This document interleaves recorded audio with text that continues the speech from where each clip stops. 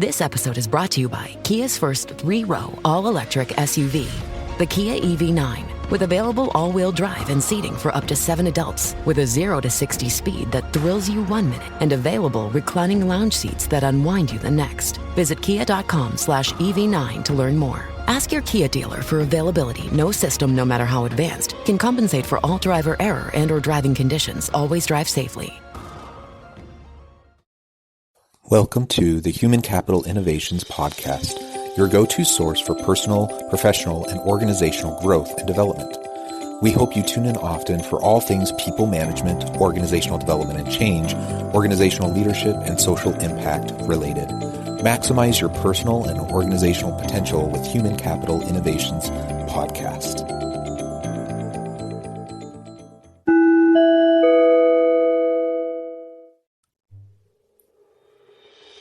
Welcome to the Human Capital Innovations Podcast. In this HCI Podcast episode, I continue my discussion with CORE HRIR in India about performance management and assessment and data analytics.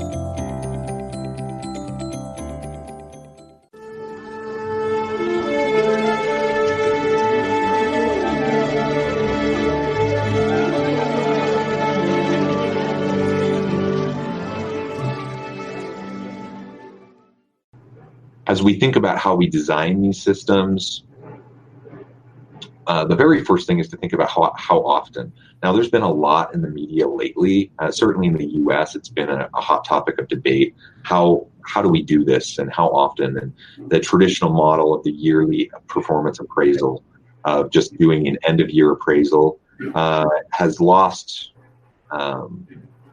really lost the sense of value in most organizations. Managers don't like giving yearly appraisals because it's a big time suck on them. They feel overwhelmed because they have to do it all at the end of the year within a short amount of turnaround time. Employees don't like it because they don't find it particularly useful. You can imagine a year-end appraisal. It doesn't usually connect very well with your performance throughout the year. There's usually all sorts of recency bias built into it, and it certainly doesn't give you an opportunity to improve your performance if you had something happen in February, but you don't find out about the performance from your boss or get any feedback until December. So the idea of a yearly performance appraisal is kind of a silly one, and I think most organizations are moving away from it. I would recommend personally that you move towards at least a quarterly appraisal system. That doesn't mean it always needs to be completely formal. But there should be at least quarterly performance discussions with your manager. And personally, I'm of the opinion that it should be much more often than that. And particularly with millennial workers and with Gen Z workers, they expect constant mentoring and feedback. And so if a week goes by where they're not having at least some short, meaningful interaction with their boss about expectations and about the performance and getting feedback on how they've done, then they're not happy and they're not satisfied, they're not going to be engaged, and they're going to leave the organization. And so we're getting into the world of real-time performance evaluation. And that actually can really be enhanced through the use of these new HR technologies and artificial intelligence that can help. We actually have just here locally in near the university, we have a small startup company that has created an app for real-time performance evaluation, where every time a supervisor or a boss interacts with their direct report, maybe there's a presentation or maybe there's a client meeting or something happens, that immediately on the app they can rate that interaction, they can provide a quick comment, that feedback goes instantaneously back to the employee, who can then ask for clarification, and then it aggregates it over time, and then you can see trends and movements over time about how different aspects of performance is shifting. That's becoming the new normal, I think, and in 5 to 10 years, I think that's what organizations will be doing for their performance systems. So it'll be greatly strengthened by technology. A couple things, though, that we do need to think about. If we can go to the next slide, we do want to think about systems errors and biases. Now, we all have these biases.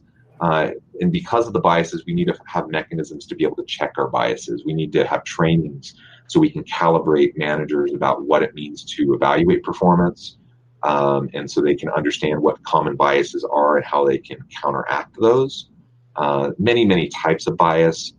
Some of the common ones, we think about the halo effect or the horns effect. The halo effect being, basically one good thing happens, and so then you look through the lens of that one good thing with rose-colored glasses on every other thing that employee does. So you give them a really high performance evaluation, even though maybe their overall performance wasn't very good, but this one direct interaction you had with them was really positive. That's obviously not going to be effective. It's not going to be fair. The same goes with the horn effect. That's where one negative interaction unduly shapes your perspective of that employee and other ways that they perform. And then we have issues related to validity, reliability, and acceptability and specificity. If we can go to the next slide, really quick diagram of this, you can see how it plays out. Now, of course, what we want, with the best case scenarios we can identify performance objectives that we know align with the organizational mission. We can measure them in real time. We can provide feedback in real time, and then we have objectives that are both reliable, valid, and really connect with the organization's mission and what we're hoping to get from that performance. So here in the targets, you can see a depiction of what that really actually means. Target A, you have poor validity but really good reliability. So all those shots are clustered tight together. So you have that measurement that clearly it's consistently measuring the same thing well.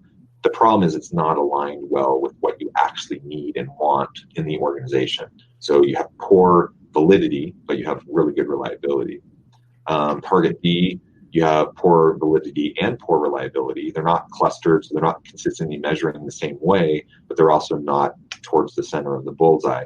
Target C is what we're shooting for. We're looking for clear alignment with the performance objective, how it's being measured, and then the fact that we can consistently over time with different types of managers measure that aspect of performance consistently across divisions with different employees. That's what we're shooting for, because then it's consistent, then it's meaningful to employees. And if we couple that with constant feedback, then employees are going to be appreciative. If we can go to the next slide, please.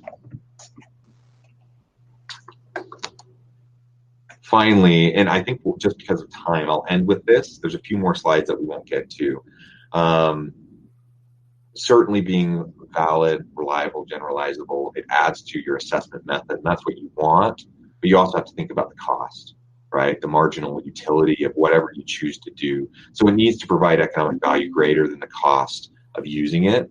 Again, this is actually where technologies are really going to be beneficial, because right now, without technology, without assistance by technology, providing real-time performance management, assessment, and feedback is a crazy thought, right? It's an incredibly onerous task. It would take people so much time to be able to do that. But as technologies are emerging and there's new offerings and new HR information systems and software that can help facilitate this, you really can have a performance management strategy that's moving closer to real time, that's assisted by technology, so that it actually, not only does it not add to the burden of managers, but it actually takes away from the burden of managers, and it takes away those bottlenecks of like the end of the year appraisals where they just get swamped and having to review 20 employees within a couple days and try to be thoughtful about it. That's such a hard thing and such a time suck on managers. But you start to break it up and you assist that through technology, and you're able to chart and graph performance over time. That becomes meaningful to organizations. It becomes meaningful to employees. With that, so there's a couple more things we just won't have time for. Maybe it'll come up in questions. There's some tips on completing and conducting the appraisal. Next slide has thoughts on training managers and employees. That also, I think, is really important to consider. because ultimately you can have the best system in the world, but if your people, if your managers aren't trained well on how to implement it, it's just not going to come off. And so at the end of the day, I think, I know I probably disproportionately spent too much time in this webinar talking about the future of work and the shifting nature of work, but I think it's just so fundamentally vital in thinking about performance management, because the jobs of today won't be the jobs of tomorrow. And we know that we already don't do performance management well now. So quite frankly, I'm a little hesitant to suggest like a magic bullet to performance management, or some system this is the answer to all of your performance management problems. I think there's some principles, there's some strategies that we can consider, but what we need to do is we need to be vigilant and proactive and strategic moving forward, getting the best minds together, thinking about really truly what are the core competencies required to perform the jobs, not just of today, but of tomorrow in our organizations. And if we can do that, then we can start to model the new age of performance management systems assisted by technology and artificial intelligence, that we can have the best possible outcome for our organizations.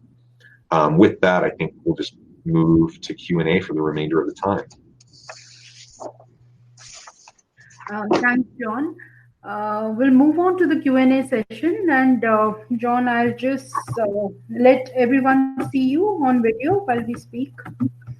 Great.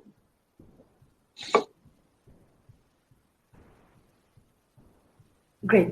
So, John, our first question is from Rajesh Singh, who states that in current scenario, there is a lack of management support and biases which practically exists in organizations. So how to develop a robust performance management system that deals with such challenges? So there's challenge. So basically you're talking about having a good performance management system within an organization where there's not a culture for it and you have resistance from the top down. Is that kind of the question? That is correct. Yeah. That's a big question. That's a really hard one. Yeah, I'm not sure I have like a perfect answer for it. I'm a big believer in all of us as change agents within organizations. Some of us have formal power. A lot of us don't have formal power. So we have informal opportunities to influence. And, if you're an HR director, but you don't have a seat at the table in the executive room, and you don't feel like you have support from the CEO, or maybe you don't have a CHRO and you're the HR director and you report up through another VP, and they don't really support what you're trying to do. I mean, that's a really hard scenario. And I think it comes back to constantly trying to show the value of what HR has to offer to the organization as a business partner. So many executives, who have professional backgrounds in operations or finance or some of these other areas, all of course, which are very important to successful organizations, they don't always have a great appreciation for HR, or they might even see HR as as just the money suck of the company. All this money's going in, it's not actually producing anything. And so obviously that's not true. HR done well can increase creativity and innovation in organizations. It can increase performance. You can lower turnover costs, increase employee engagement. I mean, there's all these different things that good HR systems will do to help cut costs and increase revenues for a company. It's our job as HR practitioners to show that value to people up the line, to be able to show it in compelling ways. And as we, within the constraints that we find ourselves in, as we can find opportunities to share that kind of information, then that will, I'm convinced that over time that will resonate with leaders. And sometimes, just like we experience with people that report to us, sometimes it requires a change in personnel and a change in leadership for things to truly take hold. But I'm not a believer in just sitting around waiting for that to happen. So even if I don't feel like I formally have the ability to push a new initiative, I feel like it's my responsibility to, through informal channels, to influence the in any way I can and make the case for what I'm trying to do. So that's a general comment to the question. Now, specifically to performance management, I think it's the same thing. So you want a performance-driven accountability culture within your organization, right? You want clear objectives related to core competencies, and you want to measure them in meaningful ways. You want everyone to understand that they're going to be held accountable. Excuse me. You want to make sure that everyone knows that they're going to be held accountable for that performance or lack thereof, but also that they'll be supported in creating a performance plan if their performance isn't up to par at the moment. So you want a culture of accountability, but not a culture of fear. A culture of fear drives down engagement. It increases turnover, and it ultimately doesn't have a good connection with high performance. And so that can be a hard line to walk, right? It's a bit of a tightrope trying to have clear accountability without having a culture of fear. But if you can walk that line and make sure that people know that it's not arbitrary and capricious, that you have clear standards that's being applied across the board to everybody fairly, that there's not nepotism, there's not cronyism, there's not people that get a pass just because they are good friends with the boss, but like literally everyone is held accountable, and then everyone is supported in achieving their goals in the mission of the organization. When that culture starts to emerge, it's a really beautiful thing. And so we make that case. We make that case to management, upper management, to the CEO. We make that case about how utilizing technology-enhanced performance management will drive higher productivity of our employees. If we can consistently make that case, then I think we'll have a shot at overcoming some of that resistance. But it most definitely will take time if you're experiencing that in your workplace. Absolutely, John. I agree to that. And I think it's in the interest of management as well as the entire organization, because a well-strategized and implemented performance culture results in employee motivation and retention. So moving on to our next question, that is from Aruna Kotru. And, there's a similar question that has come up from a lot of other people from the audience who specifically want to know the best approach or the best appraisal system. Is it bell curve approach, which is recently getting a lot of, in fact, a lot of people are not in favor of it, and there's been a massive opposition. So according to you, what is the best approach and the best appraisal system to follow? A very good question. I think my cop-out answer is it depends, right? It depends on the organization and the culture and the strategic vision of the company. So you have some companies that have sworn by the bell curve force distribution approach of performance. And I think of Goldman Sachs, for example. It's a place where people want to work. It's a career maker. You go work for Goldman even just for a few years, and it can set your trajectory for a good career. But they burn through people, right? People come in, they burn through them. Some people stay, a lot of people leave. They're not so concerned. They're kind of an employer of choice. Like, people want to go work for them, and so they're not concerned about the churn, right? They're not concerned about the turnover, and they basically put the grind. They just put the pressure on people. And if you're not in the top 80%, it doesn't really matter. You could be an awesome employee. I mean, I don't actually believe this is true, but you could possibly conceivably have a division, like a group, a division or an area at Goldman where you have 10 people and all 10 of them are awesome employees that all deserve not just to stay, but to get promotions and to get raises. And based on their force distribution system, every year the bottom two are gone, right? They're not really going to even consider it. They're just going to keep the top performers. Now, I think certainly there's lots of problems with that, and most companies aren't a Goldman Sachs or a Google or one of these hot tech companies that people want to flock to. Most companies are fighting for talent, and in that kind of a scenario, you can't afford to get rid of a good person just because they don't fall on the right part of the curve. I think that's a silly, arbitrary kind of way of making a distinction. What I think is much more fair, which I think most employees appreciate, is to have clear expectations set, clear performance standards that are articulated, have clear ways that those are being measured, and then have that performance communicated consistently over time. And if you have 5 people on your team and all of them are awesome, then that's amazing. That's awesome. And you don't want to get rid of somebody just because they happen to be the least awesome of 5 awesome people, right? The same goes the other way. You don't, just because you have 5 bad employees, you don't want to keep one you don't want to keep the least crappy employee just because they're less crappy than the other ones.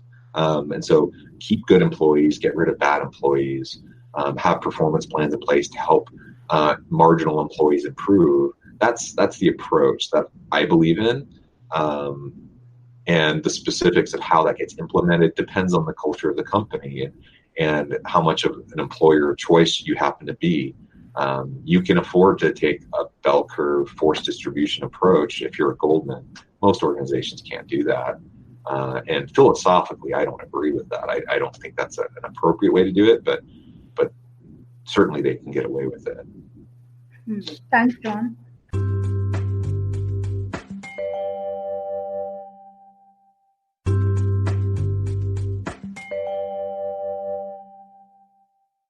John, we are talking about HR analytics and big data, and a lot of data that we are bouncing with this.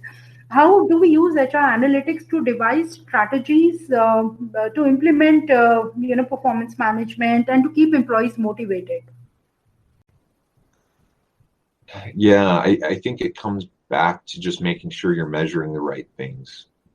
I don't know how many on this webinar have seen the movie Moneyball. It's a movie about American baseball. It's a true story. A manager who had a team, a payroll for his team that was way below the average for the league. And so you had big market teams like the New York Yankees, you may be familiar with, that could afford to pay basically 10 times the amount that his payroll could pay for his athletes on his team, but he's expected to compete at the same level. And so this whole movie, it's a fascinating movie. It actually, it's very well done. It was a Best Picture nominee in the U.S. maybe 7 or 8 years ago or something. It's a very good movie in and of itself, but related to HR and related to people analytics, it's a fascinating movie to watch through that lens.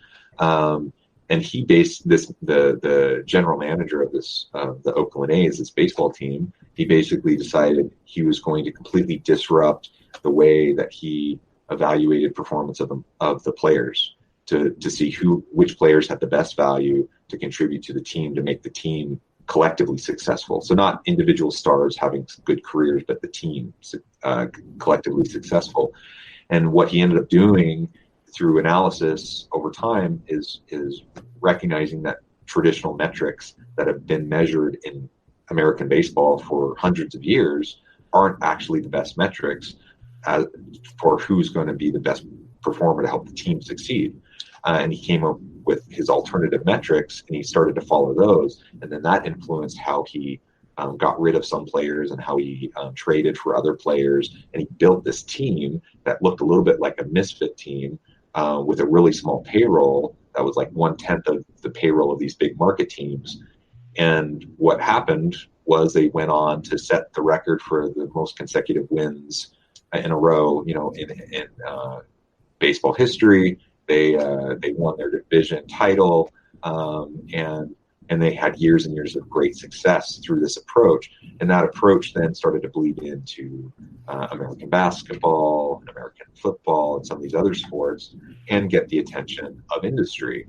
Now, certainly, this person didn't invent analytics, and he didn't invent people analytics or performance analytics, but he took a new novel approach to trying to think about which performance metrics actually matter.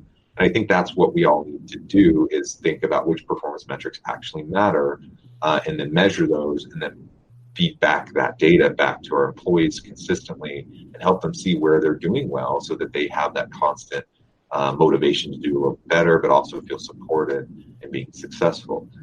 As we do that, everyone likes to be part of a successful team. Everyone wants to contribute. Well, I suppose not everybody, but most people go to a job because they want to have meaning in their work. They want to contribute. They want to be successful. They want to have a good career. They want to help the company succeed. They want the team to succeed. We want to find ways as managers to help that happen. And when we do that, that increases engagement, that increases motivation, and it all comes down to knowing what we're measuring, because that influences how we write our job postings, and how we recruit, and who we interview, and how we select our employees, and how we place them in the right types of jobs. It has implications for every aspect of HR in doing it well. I'm not sure if that fully got at your question. But. Yes, in fact, in continuation to the same, what our participants would like to know, if you could cite a few practical examples of what organizations are doing globally, through HR analytics. How is it helping in terms of changing trends? How is it helping with changing trends? Is that trends and implementing, performance management in a more effective manner? Yeah, good question. I think every now and then there's new reports put out by some of these tech companies, leading companies like Google, that give us some insights as to what's working well for them. It's a tricky thing because, again, I hate to always say it depends, but it does depend. It depends on a lot of stuff. It depends on the context, the geopolitical, social, cultural context that organizations function in. Depends on the sector and the industry. It depends on the type of organization, the organization's mission, all that kind of stuff. But with that said, with that caveat, you have great examples from tech companies like SAS or Google, who are these big global companies with tremendous success.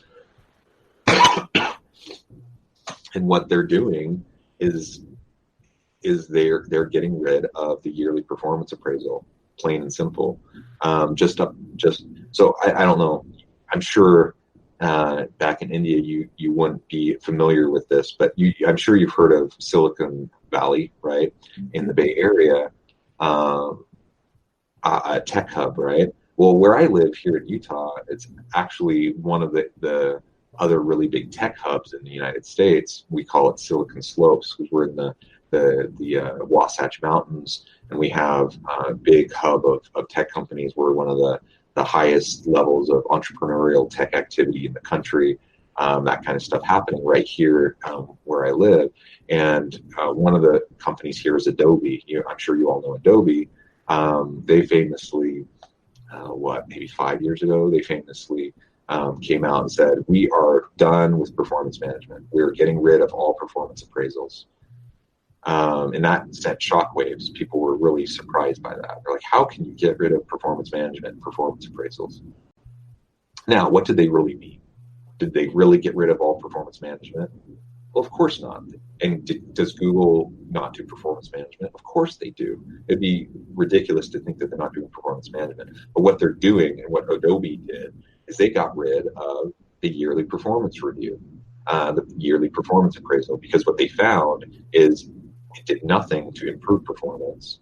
It was just this arbitrary process, jumping through hoops,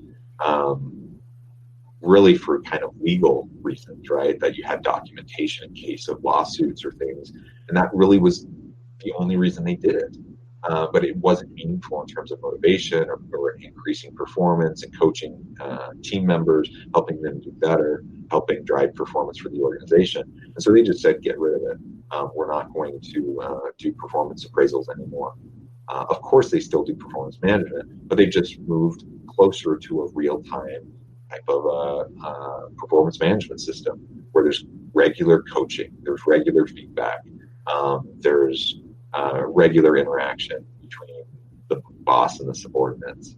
and that they try to level the playing field so that people feel like they can have those discussions on a regular basis. That's what I see happening with the really innovative companies that are trying to push the envelope on performance management, not locking themselves into kind of rigid practices and traditions that have been done for a long time, but really looking at what's going to fit with our organizational mission and culture and help us to achieve that. Thanks, John. Yes, a lot of organizations have given up sharing performance ratings and instead focus on, sharing continuous performance reviews and feedbacks. Great. Yes. The next question is from Nobarun, who wants to know the useful HR matrices for organization performance management system. The useful performance matrices for Yes, useful HR matrices for organizational performance management systems. So matrices to measure organizational performance management system. Yeah, so this asking about how to measure the effectiveness of a performance management system, not necessarily how to do the performance management system within a given company. Is that the question? That's right. Yeah. Again, a very, very good question. I think I'm not sure I have a specific answer for you in terms of specific model or matrix and how to assess. There are certainly a variety of models out there to look at what's being done well and what's not working. I think that the first step, though, obviously, is always to get your team together and look at what you're currently doing and look at the track record over the last 2 to 5 years. Excuse me, and try to map it, to try to see what are your goals of your system. Have you seen any evidence that it's achieving those goals? That's the first question.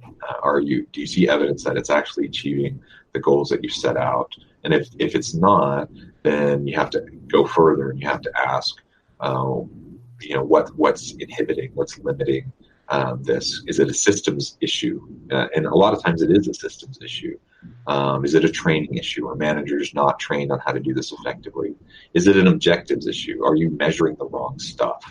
And so you've got the best system with really well-trained managers, but you're just measuring the wrong stuff, and so it's not having the impact, right? So you start to think through these different types of components of what should be in place for an effective system, and then you can start to identify the gaps that might exist in your system and create a implementation plan for improving it over time, whether that means providing more training, getting a new HRIS system to manage the whole thing, different policies and procedures that can help reinforce what you're trying to do. A lot of that needs to happen. One of the things that I see a lot of times in organizations, if I go in as a consultant, I see an organization that's it's not functioning well or it's not having the desired outcomes, especially in larger, more sophisticated organizations. They've usually done the work of having a good system. They've usually done the work, of training their managers. They often have done the work of trying to have objectives that align, right, with what you're actually trying to perform. So they've done those things. But what I see often as being out of place is there'll be conflicting messages, right? So you'll have this whole performance management system that you're trying to implement and do that should align with the organizational culture. But then you have this random thing over here, right? This initiative from an executive or this policy or procedure and these different types of things or different types of communication that come down that are inconsistent with the whole system itself, right? And that causes a lot of problems because, as an employee, I'm sitting here thinking, how do I stay in the good graces of my boss? How, they control my destiny. They control not only do I stay in the job, do I get promotions, do I get bonuses, do I get raises? They control my career trajectory, right? And so my number one goal is thinking about how do I protect myself? How do I help myself moving into the future? How do I make my boss like me?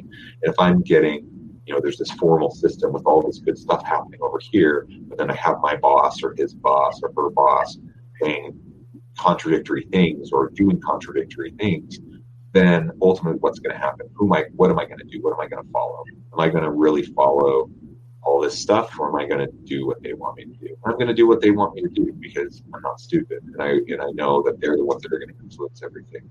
And so I think we want to make sure that our system has alignment, but we also need to make sure that all the components of the organizational system as a whole are in alignment and fit with each other, that you don't have distractors or things that actually undermine what you're trying to do with your performance management system to create that performance culture. Great. Thanks, John. There are two scenarios. One has been put across by Sai Kothai, who states that non-profit organizations are governed less by performance matrices. In that scenario, how do we appraise the employees effectively? So how do we appraise performance in nonprofits? Is that the question? That's right. Yeah, I think ultimately it's not a lot different than how we would do it in any organization or big corporation or higher ed institution or whatever. Organizations are organizations, and you want to set clear expectations. You want to have clear objectives that align with those expectations. You want to measure them, and you want to communicate and feedback that on a regular basis. And that would apply to nonprofits as well. What often is the case in nonprofits that's a challenge is that they simply don't have the resources.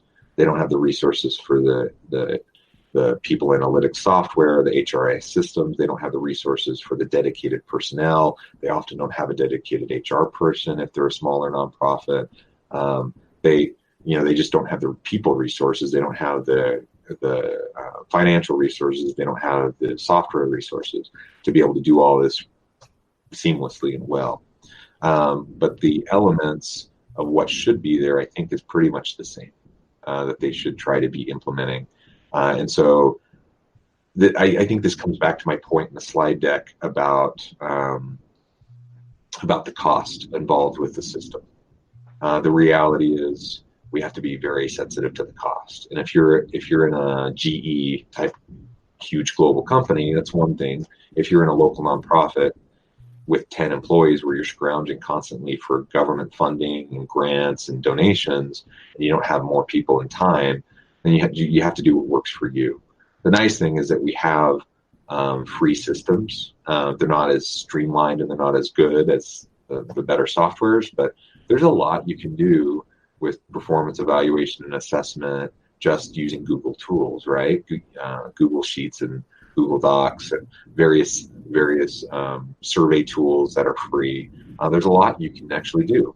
And so, if I'm going into a nonprofit trying to help them think about their performance management, almost always they won't have that kind of formalized system in place.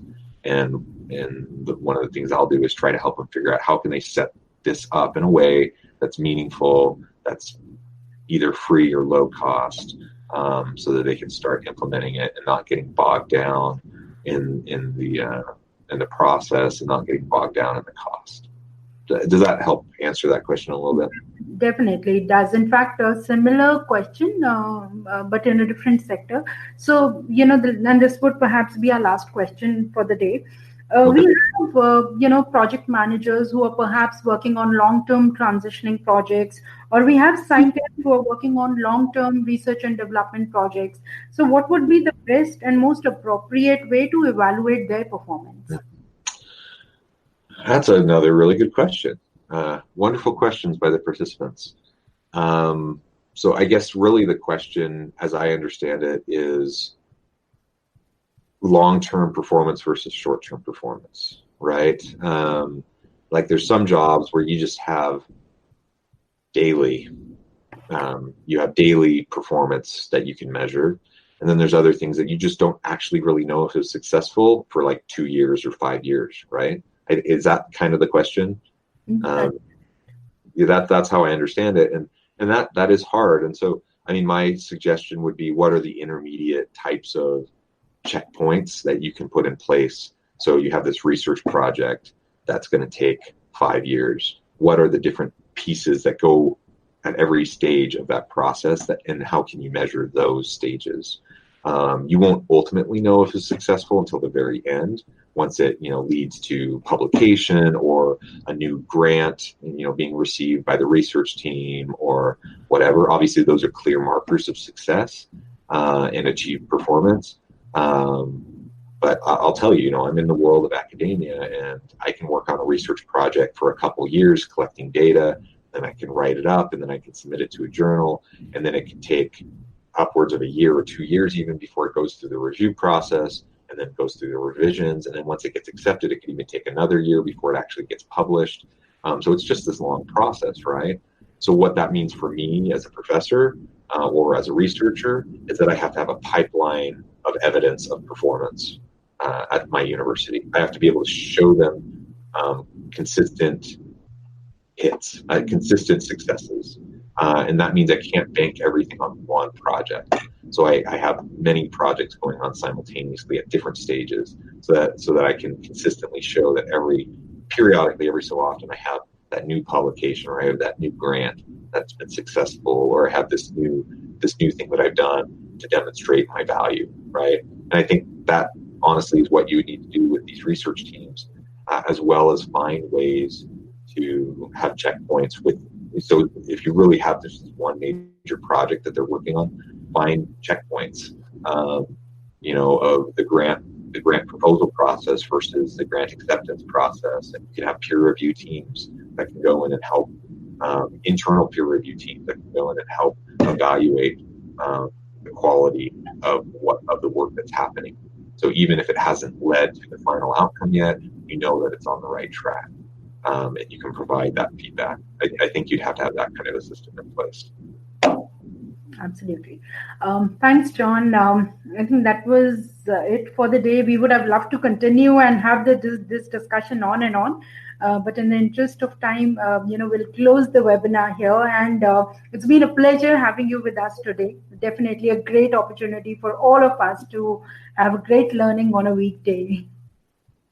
Thank you. Thank you very much for the invitation. It's been a pleasure. And as I said before, I think the slides will be shared. Of course, the video will be posted. For any of you who have been participating on the webinar, my contact information, you can look me up on Google, or you can see my contact information in the slides. Don't hesitate to contact me if you want to connect on anything or have discussion or look for a collaboration or something like that. So I appreciate the opportunity. It's been a pleasure.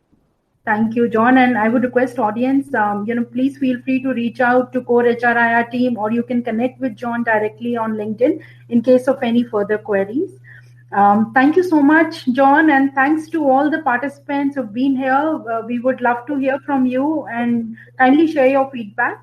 Also, a big thanks to Veer, Bhanu, Kirti, Kashish, and Anu, and many more people behind the scene for their never-ending support to make these webinars a success. Okay, thank you. Good night. Thanks, John. Good night. Good night, everyone.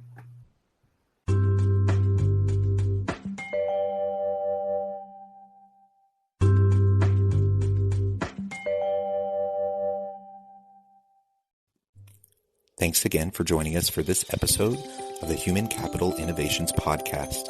I hope you stay healthy and safe and that you have a great week.